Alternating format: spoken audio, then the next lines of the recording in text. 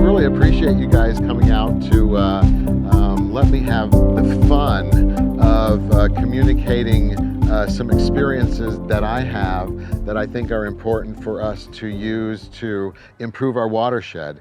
For me, it's water quality, and how do we help to keep the water clean, because that is how it communicates into our food supply. You know, we all eat oysters, fish, and shellfish, that kind of thing. So it's just the way I've kind of evolved to do it.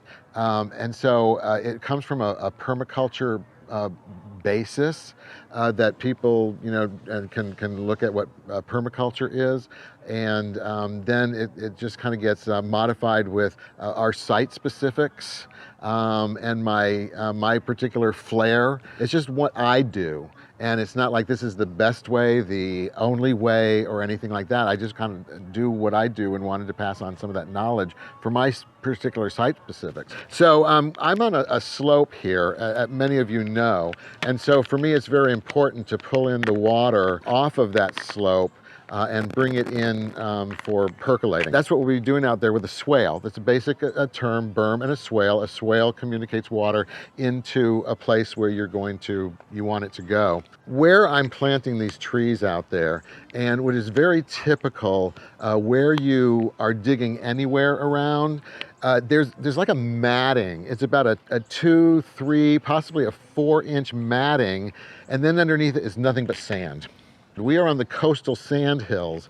If there's any roots going down in through there, they're just kind of going for the long haul. They're trying to get up into this area here where you have all this nutrient, and you also are getting all of this water. You know, the water comes in here and then it goes down this way. So everyone's competing in that, about that 3 or 4 inches, and you can see it. It's like a sod layer. Anyone that has ever laid sod and you kind of place it in there, it really is. When you're working out in these mattings out there, it's about that. And it doesn't matter if you're under these trees where there's all these little roots from these trees, or you're actually out in where there's just grass. It's all that layer. When you have a tree that's in a pot, you want to make this cut here at 2 times the diameter of the pot. So these pots out here are 18 inches wide, and so you want to cut into the hole here 36 inches for that 18-inch hole that you're eventually going to be building in there and placing in. What I like to do is pull all this out. I like to reduce that competition, because all of that root matting is competition for nutrition. You know, you're wanting to reduce that competition so that this tree can start putting out these very important lateral roots. That's how it's on in the container, right?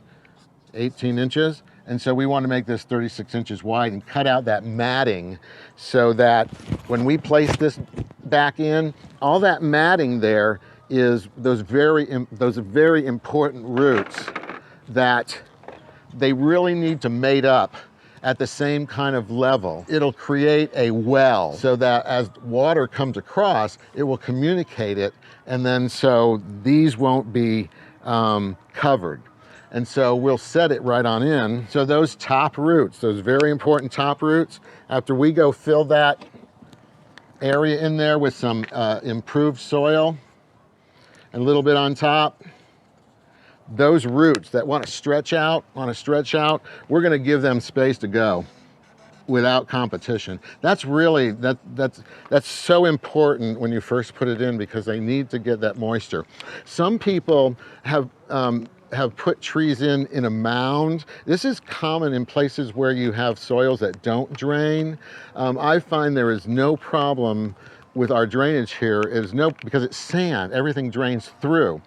All the nutrient is communicated here, so you'll get that overland water, and so that's what I want to come in there. Any overland water, I want it to go in there, and also, as you'll see out in this swale here, it won't just flood it, it'll spill over into other communication channels. So that's why I sink it down. I just kind of call it the sunken installation method, but it's really only going to be about that same 2 to 3 inch level down that the matting is. And then we're going to fill that with a whole bunch of nice leaves and everything. And so that's going to encourage the worms to come in and really do the rest of the work.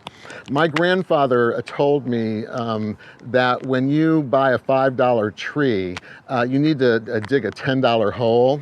And so now with inflation, you know, I'm trying to get a $100 hole, you know, for those $50 trees. And sometimes I try to go to a $250 hole because I like to really give it a good push to get it going as best we can.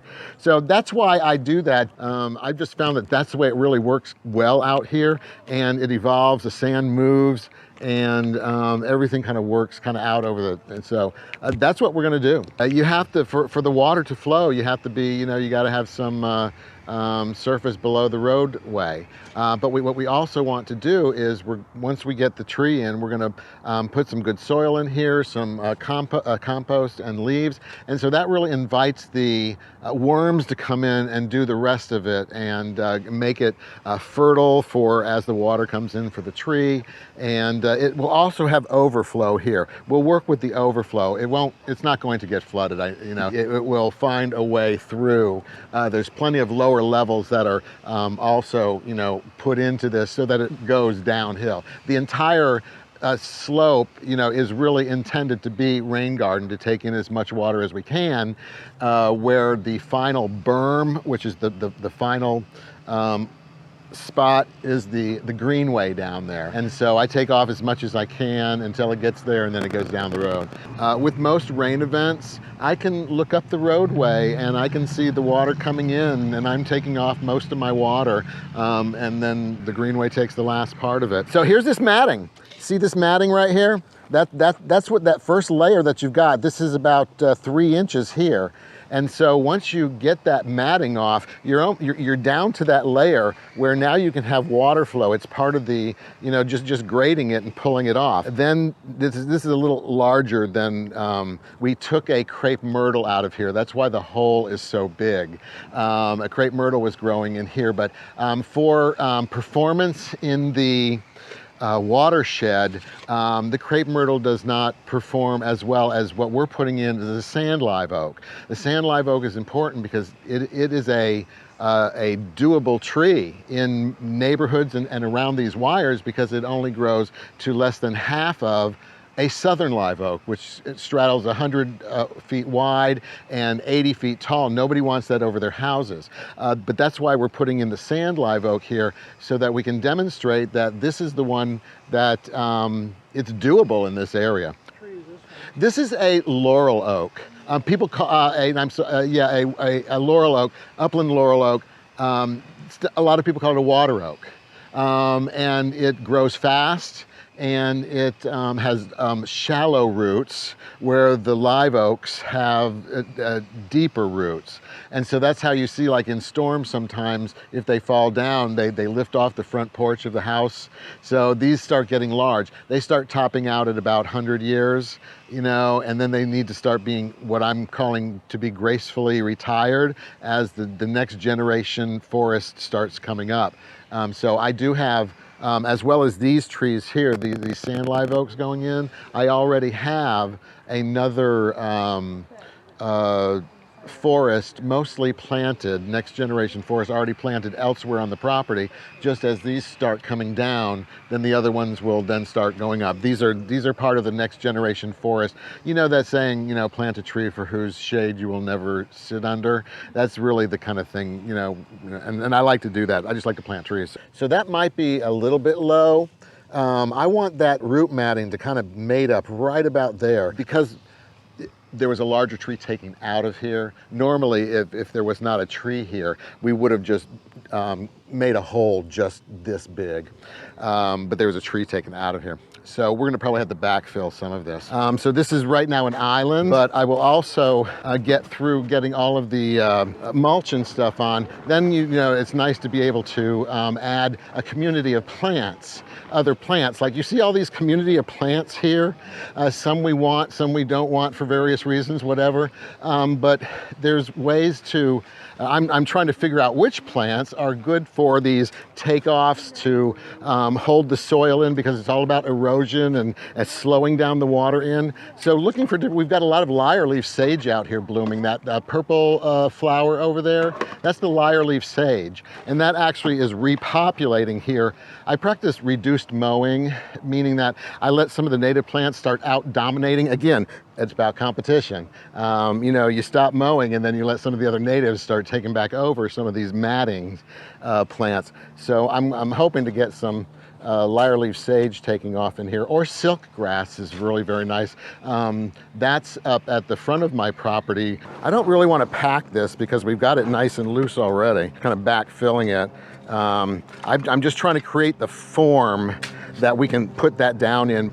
And so that'll get us back more towards when, if you're putting in a tree where there wasn't a tree coming out of it, and you can control that hole there, to where you're adding a couple of inches beyond the width of this right here, just so we can backfill a little bit.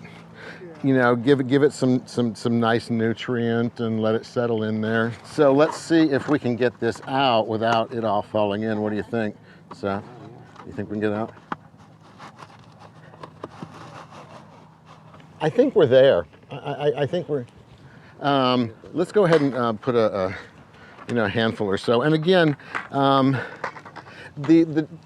what the plant is really going to want is moisture and nutrition coming in from these roots. Okay, we can amend this a little bit and everything, but what I really, the whole long-term objective here is to be improving the overall soil with all of this, allowing the water to come in and having the mulch decomposing and having other roots mixed in with it that would normally be around this tree in the coastal sandhills. So you can put some in, it helps out a little bit, but most of the nutrition and the water moisture is going to be coming in from here. Sometimes the growers, they'll up pot, and it's a smaller tree coming, but it's a beautiful tree. It came from Superior Tree in Lee, Florida.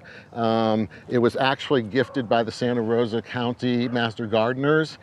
They had trees, and it was very nice because I did not know that the difference between the sand live oak and the southern live oak. Yeah, that's what they did. They up potted it, and so. What we're going to do is, so what you're seeing is here. This was somehow it was stem cut. It's still a good tree. It's still a good tree. It was stem cut, and then they grew it out, and so there's still all these really good. That's why these are always really very important. And so let's go ahead and put a little more fill in the bottom. I'm going to go ahead and mix some of this in here because this is part of what came with it. So I don't want to shock it. And it'll help as well. That's still going to be a little low. I'll tell you what we're going to do. Hold that up. Hold it up a little bit. Raising up that hole a little bit. Yeah, that's about there. Anybody have an idea of which way they want those branches to go? This is heading that way, and I want to make a, what do they call it, a tree tunnel of live oaks?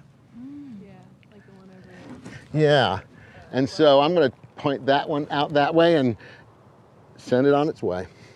And again, you know, it's creating a nice organic layer that invites the worms in to do the rest of the work.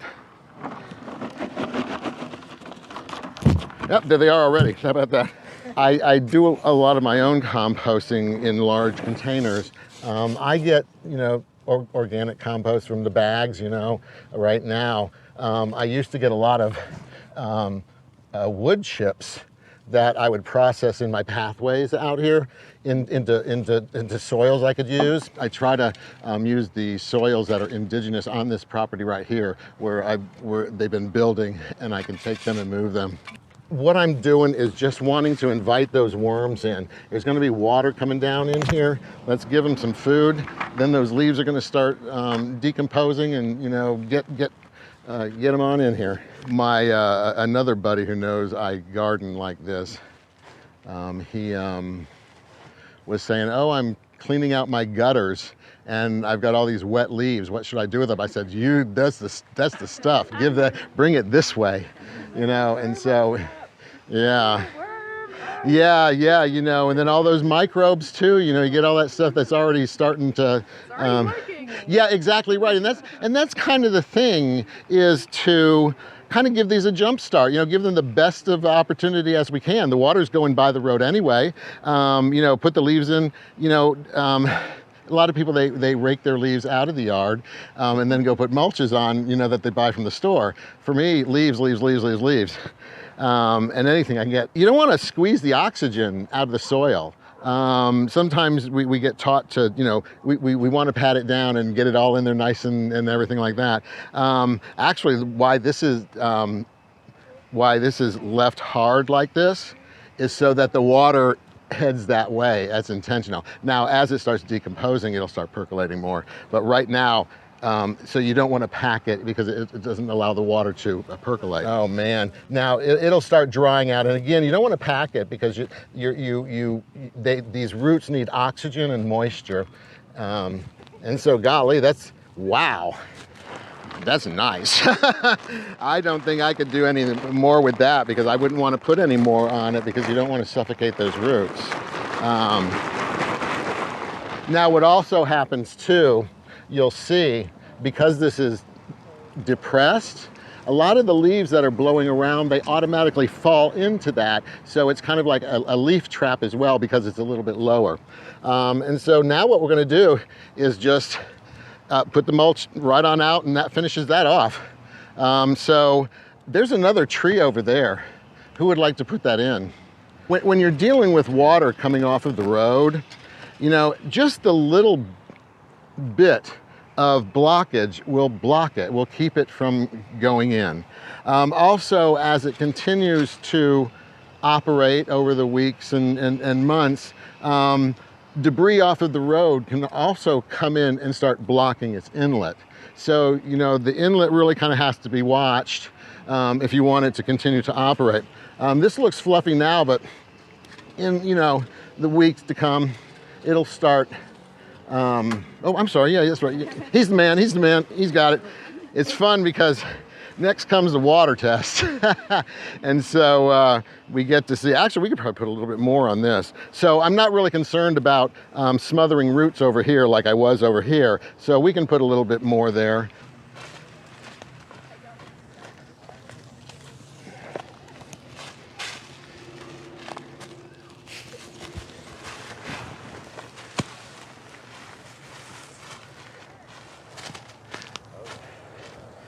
Beautiful, Duane. So, you know, a measure of performance, you know, for how, you know, whatever this does is, you know, am I taking some water off the roadway so that it can percolate here? Am I helping a tree to grow better? Those types of things are my return on investment of, you know, doing this work. And so, and this is one of them too, is when you get a chance to see that, how it's happening. This will start flattening also too. And so when it does that, then I'll get some more kind of over the mulch kind of runway too. And then what I'm gonna be doing is starting to put those takeoff plants that I've been talking about, like the silk grass or the lyre leaf sage, something that helps it to hold that space. All about erosion, water and erosion. So that's really, you know, kind of it. It might take a lot to get it to actually communicate down there, but you're seeing how much is going in there. It's taking in quite a bit. So.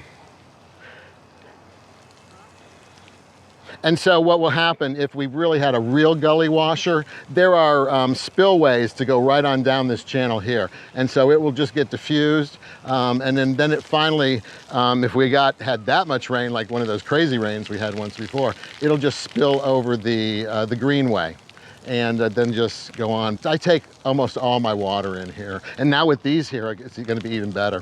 Thank you. He did that. Seth did the grading on all of that. I mean, that's just a really nice swale. Very nice swale, and a good tree plant. Thank you. I know it's going to help. make this tree perform. Oh yeah, it's getting down there. See, it's there. We got it. We got it. It's there. Yeah, yeah. Some people worry about, some people say, oh my God, aren't you gonna get root rot around that? We are in the sand hills. It just, I mean, you can't, the problem is that we have a lot of drainage. No, I've never had that problem. And I've got peaches out here sitting down in these sunken plantings, if you will. And it seems to work fine, so great. It really is manifesting an intention. You know, we all have within us those things that we think about, we want to achieve. You know, I just want to achieve a livable planet for generations way beyond. And so this is part of it this is part of it for me, is to do whatever small thing I can to help, conserve, watershed. So. Whenever the rain or the water comes off of this and goes down and percolates, is this like a filtration system? It is, yes. Well? It's exactly why it exists there, right? And if I can get some more plants in there with some more roots in there, then you start talking about all those beneficial handshaking stuff that goes on with all of those critters that inhabit all of that nice soil. Yeah, all of that, right. Nice. That's the intention, is to get me there. So if you have a curb, do you have anything advice for people that are going to go home and plant their tree today? Yeah, plant a tree? right. No, yeah, you can't take advantage of this. But I would say though, think about rain gardening from the downspout of your gutters. That water, when it comes down, it's part of the watershed. Any rain falls on this region, it's part of the watershed, even that roof. So you can turn that downspouted gutter into a rain garden. My whole property is kind of a rain garden. I'm trying to take in everything I can. But if you want to do it from a downspout and direct that water to a swale that spreads it out, and then put a tree down there in that rain garden as well, take advantage of that, and that helps also to percolate into the sand. If you're on sand, if you're north of 10, sometimes you get up into clays up there, and so this is sand. So, okay. For clay environments, what would be like the technique? Well, that's where you start getting into where that people will raise it, so that you don't have that root. But again, for me, it would also always go back to improving the soil life, putting roots in it, and then letting it percolate. That breaks the stuff up. So it's always going to be mulch, plant roots, and critters. And then you've got the tree root system. It's a root ball, or in these cases they are potted plants, and that's very nice. And so they can take a little more jostling than, say, a bare root, but we're still mating up with that root layer. And so this has already been dug out. We have already seen water flow through there. So water does flow from the street into this right here. So rock on. There, see it fit? It's okay. So I want to direct. Yeah, look at that wayward limb. I think I want to start heading it that way for that tunnel idea. See this one right here? I'm going to start heading that thing off that way. These grow slow enough that if you have someone that knows what they're doing, they'll know how to guide that on out. And these grow slow enough that in this urban environment, things can be done that last a long time, so that you're not always having to cut the trees down. So they're manageable over a long period of time. Makes them a great tree for these roadsides that are near these wires. Again, remember, these things are only going to get 30 to 40 feet. And so that's not even to the bottom of the wires there. And so that's over a couple hundred years. So it's a great street tree. Let's go ahead and fill in around it with some good soil, and we'll backfill it that way, I guess. And so I know I'm going to be scraping that sand down in, and so I'm just going to do this. It's got its native sands here. Just getting some nutrition in there. Start filling that thing in a bit. like he said, it stimulates the root growth. And again, it's all about getting those roots to start heading out into fertile ground so that we give them the best go. So this is the berm back here. So we've got the takeoff, the slope, of course. We've got the tree bed. This is the swale and the berm. This is the tree bed, and then you have your tree here in the tree hole. So this starts, again, building up the overflow route. When too much water comes in this way, it's bermed by this, and that's communicated that way. So it's being spread out. Anything that comes in here gets spread out. This is just a commercial organic mushroom compost. Our soils, I don't want to add any synthetic fertilizers or anything like that, but it's nice to have a little extra nutrition there. The crepe myrtle that we removed took a lot of that soil with it. I didn't realize so much was going. There may be many layers of different kinds of soil through periods of years. When this was first founded out here, it was just, when you dig down, you get down to what's called I called it golden sand. A neighbor called it soft sand when she was a young girl, when this was just sand out here. And so that percolates well. Then there was fill put on, so you'll find that orange layer. And then if there's any nutrition at all, it becomes that black layer and that matting. So I try to make sure I punch down into that layer of that original gold sand. I also will put it down the tracks of the greenway to maintain what the old timers tell me about the color of the sands out here. They, because they bleach out. I put some out there now. It's a bit amber, but they will bleach out. And then there are those little roadways that the old timers remember out here. But I don't put that the orange fill there, because when I get down to that other sand. I'm just going to try and get some more of this soil down in here.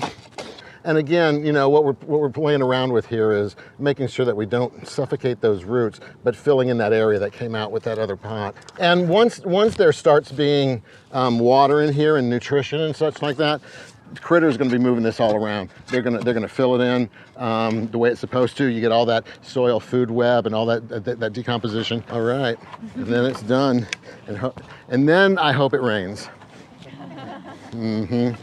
This is to invite the worms to this party. This stuff is so good. I was so happy when my buddy told me he had it. It's not too deep. I'm watching very carefully, because you do not want to suffocate those roots there, but they need to be covered so that you have moisture. So that's where we're pretty much going to end it. I'm just going to put a few more leaves over here for this takeoff here, and probably going to just leave that there right now. I might put some pine straw on that to cover the sand, because if you don't cover sand, you get erosion, and then it might just leak back down into my hole, So I might put some pine straw in to kind of expand the hole, expand the bed. Thank you guys for watching, and thank you guys for your help. I really am so glad to see tree people that care about what's going on. So.